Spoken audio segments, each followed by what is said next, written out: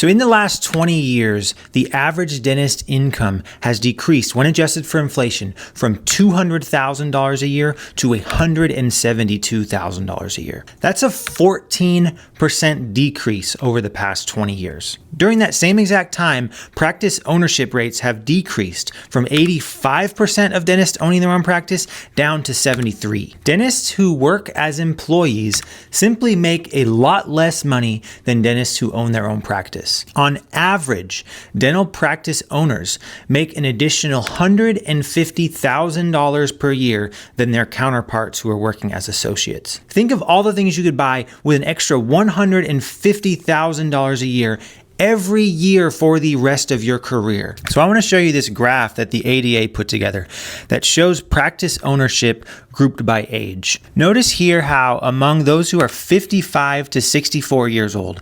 90% own their own practice. Also keep in mind that the majority of dentists who are professors at dental schools are also in this same age bracket. So let's assume that roughly 5% of dentists are working at dental schools, 90% own their own practice. That means only 5% of dentists that are between the ages of 55 and 64 are working as associates. The most experienced dentists are not working as associates. Is it possible that maybe they know something that younger dentists don't seem to know? Maybe the fact that as an owner, you can work substantially fewer hours while making significantly more money? Now, the next thing I want you to notice on this graph is notice the two lowest groups on the list, those under 30 and those 30 to 40 years old. These are the two groups that are working as associates more than any other group. Notice how over the past 20 years, these two groups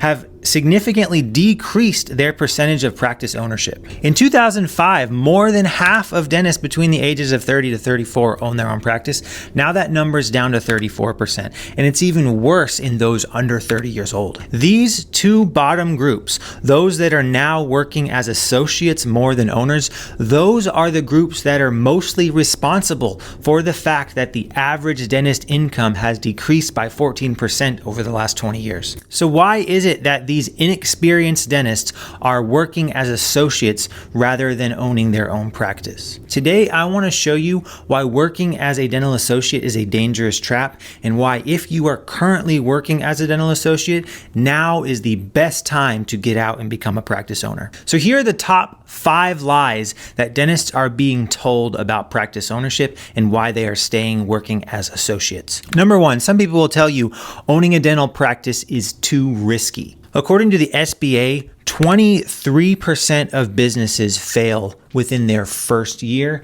and more than 50% of businesses fail within their first 5 years of being open. I mean, if you're looking at these statistics, then it definitely does seem really risky to start or run a business. These are the kind of numbers you might hear from someone at Aspen or someone at Heartland about why it's so much safer to work as an associate, because 50% of businesses fail within the first 5 years, and you don't want to be part of that 50% that fails. The problem with this argument is, guess what percentage of dental practices fail within the first 5 years? While the average business failure rate is 50%, dental practice failure rates are 2%. And keep in mind, this 2% failure rate is almost entirely startups. If you do a acquisition where you find a profitable practice for sale and you buy that practice from that retiring dentist, your rates of failure are basically zero. Really, the only way to fail when you buy a profitable practice is if you've had some sort of personal issue like a drug addiction that causes you to lose your license. You only have to get 2 things right.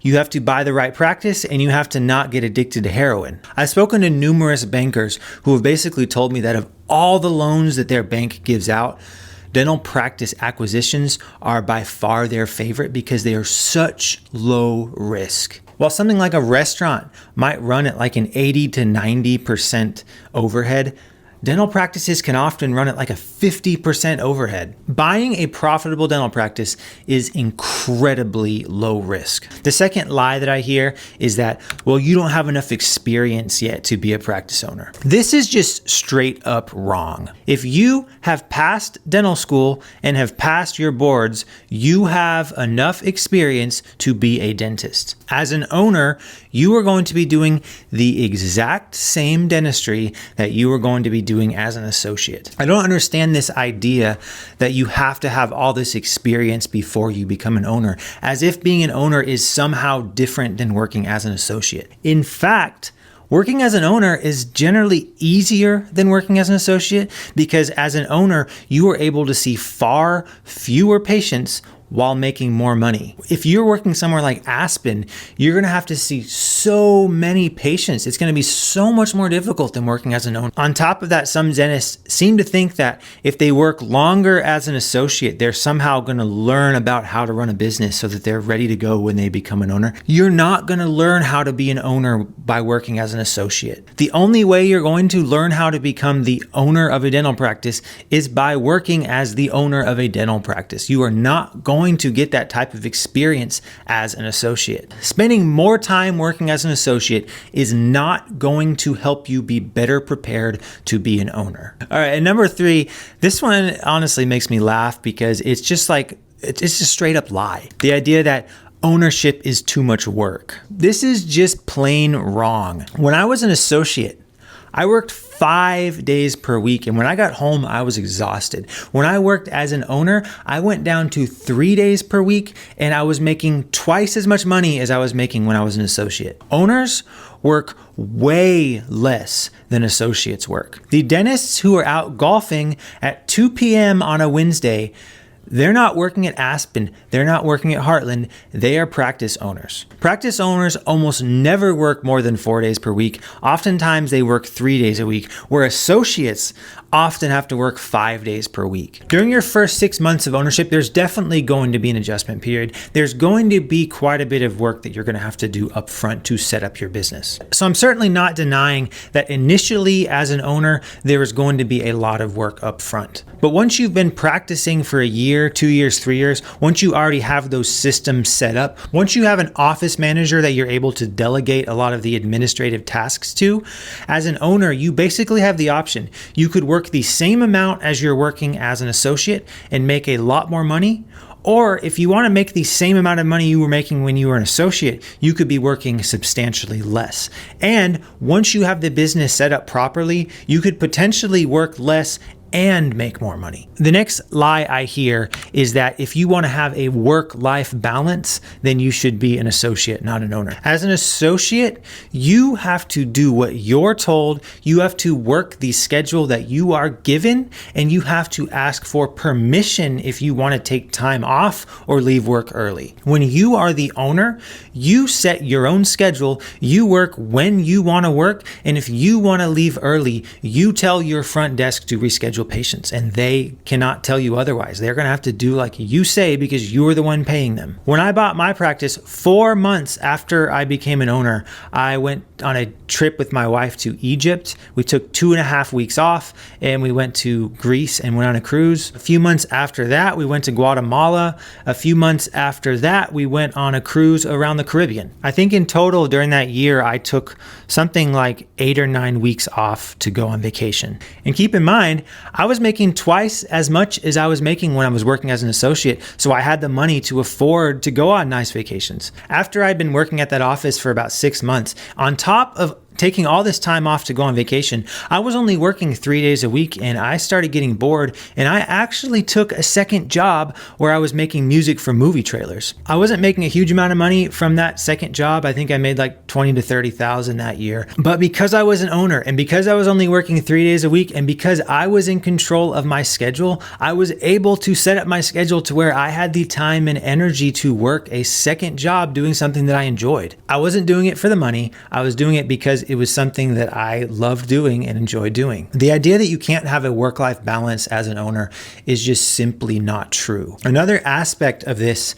is I hear a lot of female dentists say that they don't want to be a practice owner because they want to be a parent, and they're worried that they won't have time with their children if they own a practice. Once again, this is just completely not true. If you want to take time off when you have your kids, that's completely fine. I completely understand it.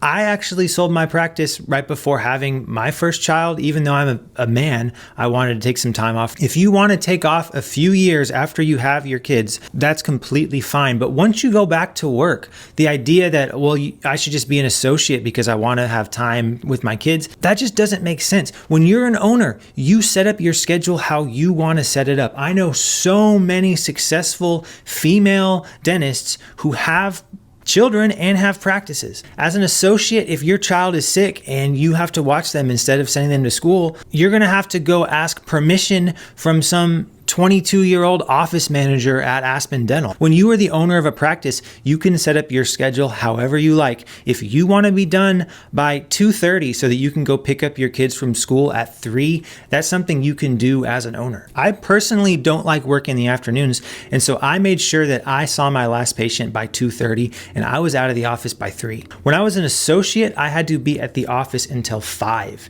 Not only that, but on some days they were trying to get me to stay till 7. I don't know how else I can word this. I went from working 5 days a week where I had to be there until 5 to working 3 days a week where I was able to leave at 3 and I was making more money. If you really want work-life balance, you need to become an owner, and then you need to learn how to delegate tasks to other people. If you can get to the point as an owner where the majority of the work has been delegated to other people and you are just coming in to do the dentistry and then leaving, you're going to have so much free time that you're not even going to know what to do with it. The final lie that I hear is that being an associate is better because it's a more steady stream of income. The idea is that, well, when you own a business, your income is going to be very variable and you're not going to know how much you're going to be making the next month. Whereas when you work as an associate for Aspen Dental, they're going to give you a daily minimum guarantee. And so you always know you're going to have money coming in.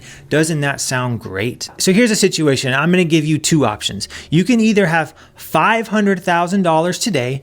I will write you a check for $500,000 right now, today, but then I'm not going to give you anything else for the rest of the year. Or I could give you $1 a day, every day for the rest of the year. So which option are you going to take? Well, of course, you're going to choose the option with the steady income. If you choose $1 per day, well, then you're going to get a steady income of $1 every day. That means $30 a month. This argument makes no sense. Maybe if you were being paid in milk and cheese that was going to spoil and go bad, then you wouldn't want to be paid up front. But we live in a society where you're paid in money. And you can just put the money in the bank and you don't have to spend it all as soon as you get it. Some people just get caught in the idea that every single dollar you make, you have to spend that month. In my entire working life, I've never had a year where I've spent everything I've made. When you own a business, some months you're going to be making more, some months you're going to be making less. That's how business works.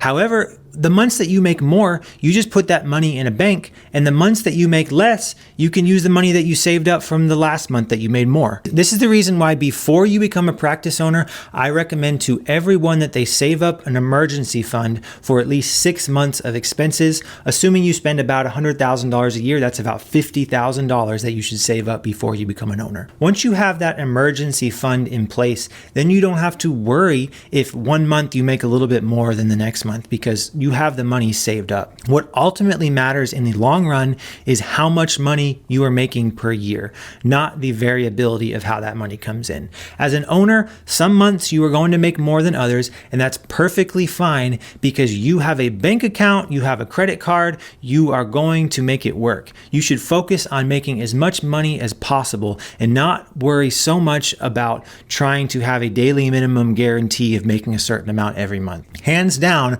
I would take $500,000 today rather than $1 a month for the next year. So overall, I think working as an associate, if you do it for more than a year or 2 after you graduate from school, is a trap. For 1 to 2 years after you graduate from school, you're getting your speed up, you're saving up that $50,000 emergency fund, you're still deciding where you want to live.